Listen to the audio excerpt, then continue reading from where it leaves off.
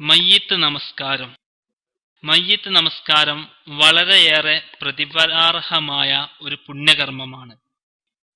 അത് ആരെങ്കിലും നിർവഹിച്ചാൽ എല്ലാവരുടെയും കുറ്റം ഒഴിവാകുകയും നിർവഹിച്ചവർ മാത്രം പ്രതിഫലാർഹരാവുകയും ചെയ്യുന്ന ഫർള് കിഫായയാണ്.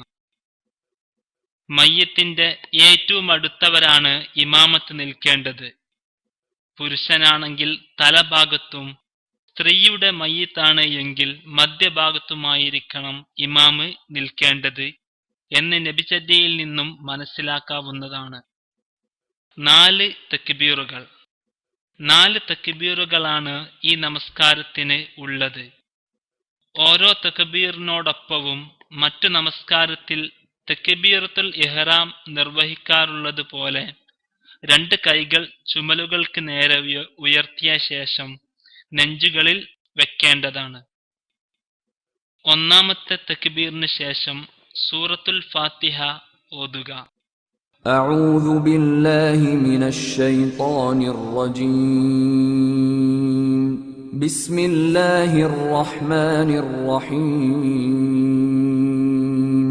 അൽഹംദുലില്ലാഹി റബ്ബിൽ ആലമീൻ. അർറഹ്മാനിർ റഹീം. മാലികി യൗമിദ്ദീൻ. إياك نعبد وإياك نستعين. اهدنا الصراط المستقيم. صراط الذين أنعمت عليهم غير المغضوب عليهم ولا الضالين.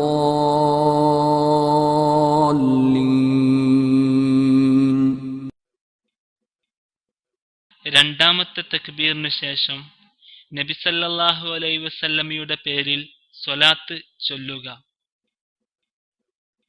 اللهم صل على محمد وعلى آل محمد كما صليت على إبراهيم وعلى آل إبراهيم إنك حميد مجيد. اللهم بارك على محمد وعلى آل محمد كما باركت على إبراهيم وعلى آل إبراهيم إنك حميد مجيد.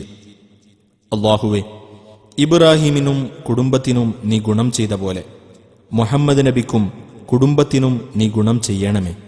നിശ്ചയം നീ സ്തുത്യർഹനും ഉന്നതനുമാണ്. അല്ലാഹുവേ, ഇബ്രാഹിമിനെയും കുടുംബത്തെയും നീ അനുഗ്രഹിച്ചതുപോലെ മുഹമ്മദ് നബിക്കും കുടുംബത്തിനും നീ അനുഗ്രഹം ചെയ്യണമേ. നിശ്ചയം നീ സ്തുതിക്കപ്പെട്ടവനും ഉന്നതനുമാണ്. മൂന്നാമത്തെ തക്ബീറിന് ശേഷം മയ്യിത്തിന് വേണ്ടി പ്രാർത്ഥിക്കുക. മയ്യിത്ത് നമസ്കാരത്തിലെ പ്രാർത്ഥന. അല്ലാഹുമ്മ ഗഫിർ ലഹു വർഹംഹു വആഫിഹി വഅഫു അൻഹു വഅക്രിം നുസുലഹു വവസ്സിഅ മദ്ഖലഹു വഗ്സിൽഹു ബിൽമാഇ വൽഥൽജി വൽബറദി വനഖ്ഖിഹി മിനൽ ഖത്വായ കമാ യുനഖ്ഖ അത്ഥൗബൽ അബ്യള മിനദ് ദനസ് വഅബ്ദിൽഹു ദാരൻ ഖൈറൻ മിൻ ദാരിഹി وأهلا خيرا من أهله وزوجا خيرا من زوجه وأدخله الجنة وأعذه من عذاب القبر وعذاب النار. അല്ലാഹുവേ, അദ്ദേഹത്തിന് നീ പൊറുത്തു കൊടുക്കുകയും കരുണ ചെയ്യുകയും സൗഖ്യം നൽകുകയും മാപ്പ് കൊടുക്കുകയും ചെയ്യണമേ. അദ്ദേഹത്തിൻ്റെ ആതിഥ്യം ആദരപൂർവമാക്കണമേ. അദ്ദേഹത്തിൻ്റെ പ്രവേശന സ്ഥലം വിശാലമാക്കണമേ. വെള്ളം, മഞ്ഞ്, ഹിമം എന്നിവ കൊണ്ട് അദ്ദേഹത്തെ കഴുകി ശുദ്ധിയാക്കണമേ. വെള്ളവസ്ത്രം അഴുക്കിൽ നിന്ന് ശുദ്ധീകരിക്കപ്പെടുന്നത് പോലെ അദ്ദേഹത്തെ പാപങ്ങളിൽ നിന്ന് നീ ശുദ്ധിയാക്കണമേ. അദ്ദേഹത്തിൻ്റെ ഭവനത്തെക്കാൾ ഉത്തമമായ ഭവനവും കുടുംബത്തെക്കാൾ ഉത്തമമായ കുടുംബവും ഇണയേക്കാൾ ഉത്തമമായ ഇണയെയും അദ്ദേഹത്തിന് നൽകണമേ.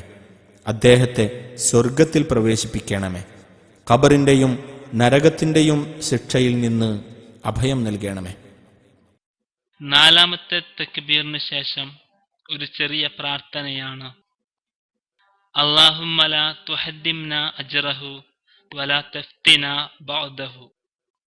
അല്ലാഹുവേ, ഇതിന്റെ പ്രതിഫലം നീ ഞങ്ങൾക്ക് തടയരുതേ. ഇദ്ദേഹത്തിന് ശേഷം നീ ഞങ്ങളെ നാശത്തിലാക്കുകയും അരുതേ. എന്ന് പ്രാർത്ഥിക്കുകയും ശേഷം അസ്സലാമു അലൈക്കും വറഹ്മത്തുള്ള എന്ന് പറഞ്ഞുകൊണ്ട് സലാം വീട്ടുകയും ചെയ്യുക. ഇതോടുകൂടി മയ്യിത്ത് നമസ്കാരം പൂർത്തിയായി. ആർക്കെങ്കിലും മയ്യിത്ത് നമസ്കാരം നിർവഹിക്കുന്നതിന് കഴിഞ്ഞിട്ടില്ലെങ്കിൽ അവർക്ക് ഖബറിനടുത്ത് ചെന്ന് ഖബറിനെ തന്റെയും കിബിലയുടെയും ഇടയിലാക്കി നമസ്കരിക്കുക എന്നതാണ് ഇക്കാര്യത്തിലെ നബിചര്യ. ഒരു പ്രദേശത്ത് മരണപ്പെട്ട വ്യക്തിക്ക് അവിടെ ആരും അയാൾക്ക് വേണ്ടി നമസ്കരിച്ചിട്ടില്ലെങ്കിൽ അയാൾക്ക് വേണ്ടി അദൃശ്യമായും നമസ്കരിക്കാവുന്നതാണ്. നിങ്ങളുടെ പ്രാർത്ഥനയിൽ എന്നെയും ഉൾപ്പെടുത്തുക. ബൈ ഷഹീദ് മുഹ്സിൻ.